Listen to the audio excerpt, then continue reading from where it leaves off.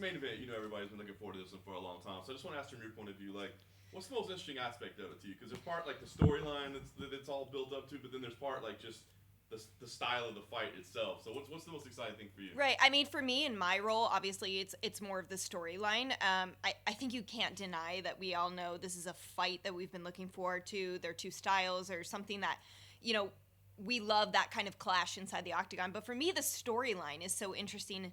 And being at that fight in Las Vegas, when it all kind of went down and the drama just was heightened, I think it adds something. I don't think that they needed any drama to sell this fight. But I think because it's there is certainly another level of interest. You have to wonder how that's going to affect people. I mean, Korean Zombie even made some comments about, handling his emotions, and I was saying negative things, and that wasn't really me. So you can tell, I mean, it is affecting them in one way or another. So you kind of wait and see how do they look when they get into the octagon? What's their walkout like? Do they seem like emotions getting to them? So I think it just kind of adds another layer to a fight that we are already so excited about. Yeah. We found out in the last couple of days, obviously, that intergracie's not going to be here for Ortega. Now, yeah. You get to talk to all these fighters, behind the scenes. I think they tell us what they want us to hear sometimes. They know.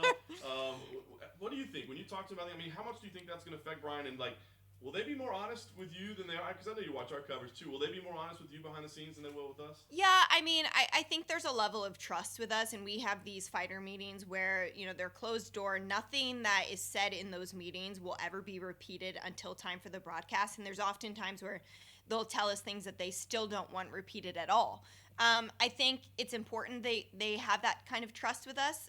We're around the world with them. We're all here, and so I flew, and Brian Ortega's crew was right next to me, and then he came out, and I will tell you, they were so relaxed. They were having fun. They were playing games for hours. They were really enjoying themselves, and Brian seemed to be enjoying the process, which is always something that we talk about with our athletes, and it seems like that always benefits our different fighters to be able to find some joy in this experience. And so with Hunter being there, I mean, of course, I'm sure it's going to be a voice that he's missing, but I have no doubt that there's going to be a FaceTime or something, minutes before the walkout, or maybe even some sort of live FaceTime where he's just watching the warm up. I think when you have someone that valuable to you, you don't just say okay, well, you couldn't come, so now you're not included at all. I'm sure there'll still be some incorporation of however that works. We have our official meeting with Brian after this, so we'll get a little more info on it then. Obviously, everybody's tuned into the main event, but are there any other, whether it be fights, because of a matchup or maybe because of an interview you've done or a story that is there anything else that, people maybe should be looking forward to that maybe they're not? Yeah, well, I mean, I'm excited that we signed Gamrot. I think that's really great. I was just watching his fights last night. I love the Chukagian-Andrade fight. I don't think it's getting enough love. And I think it's so interesting. Jessica Andrade, former champion, her third weight class in the UFC. It's actually, I don't think that we realize it, but it's been done by a couple of women before to have, kind of that triple threat, 3 different weight classes in the UFC. But she's always so fun to watch. And Caitlin Chukagian, she had the title shot, obviously. Then she beat Valentina's sister, Antonina. But you can tell she wants to be right there. And this is a big fight for women's 125. It really is. I'm super looking forward to that. And then also Jonathan Martinez and Thomas Almeida. I just think they're such great guys. Jonathan Martinez is so quiet.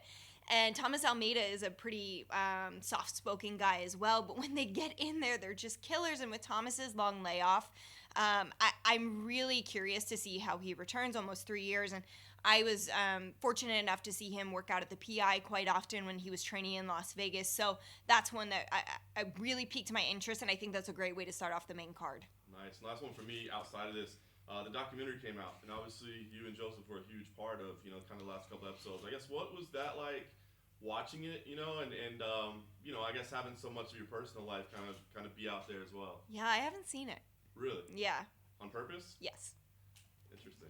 I mean, it's the worst day of our lives, so what is there to relive, and I was there for it. So, I haven't seen it. Everyone's been super nice about it, and I have to say, Rory, the producer and director of it, absolutely incredible. Him and his entire crew were wonderful to work with. They were so sensitive, and they understood the situation and had such great respect, and they were so wonderful even after. But I mean, I don't mind sharing my personal life at all So in because, hindsight, do you wish you hadn't done it, maybe? Or I mean, sure, like because of how it ended, but it's also like,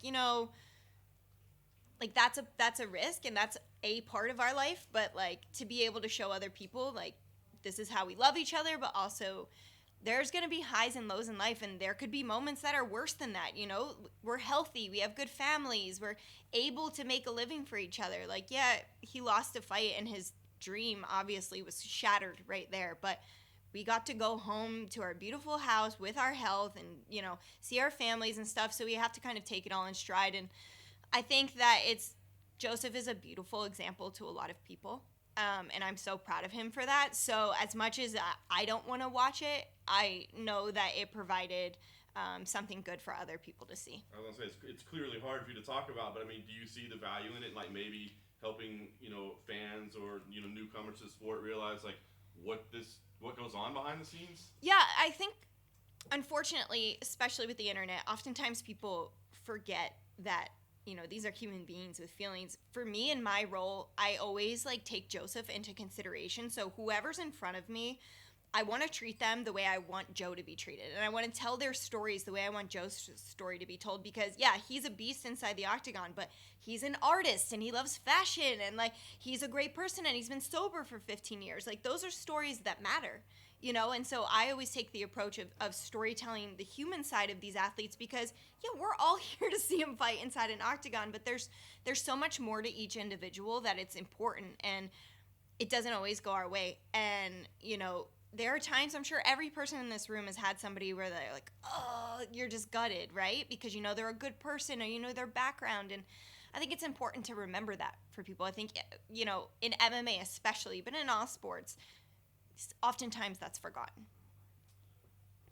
You mentioned storylines and what have you, but if you look at Brian Ortega and Korean Zombie, they're probably two of the more laid-back fighters. Yeah. By the way, and yet they probably have more heat since the Izzy Costa fight. Are you surprised that it's those two that are bringing the storyline?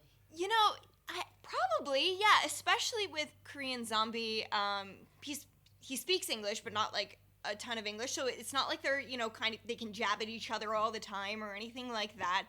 Yeah, it is a little bit surprising, but they're two incredible competitors, and I think that ultimately is really what is leading to this, is they both want to get, to that title, and for Brian, get another shot at whoever's holding the belt. And so I think it really comes down to that, but it is surprising, especially like when you see them outside of fighting, they're just chill, they're not really doing anything. They're very soft-spoken, so yeah, it is a little surprising. Do you think that just shows every fighter can be pushed to that Absolutely. I mean, I even think, they're a great example, and for like the diehards of the sport, you take somebody like Hannah Cifers, right, who hates doing media, and she knows she has to get better at it, but she's terrified when she does it, but then she goes in the octagon, and that's where she wants to be, and that's what she wants to do, and she turns it on. So I think, yeah, it's absolutely also an example to people like, you don't know who you're talking to on the street, so it's best not to mess with anybody.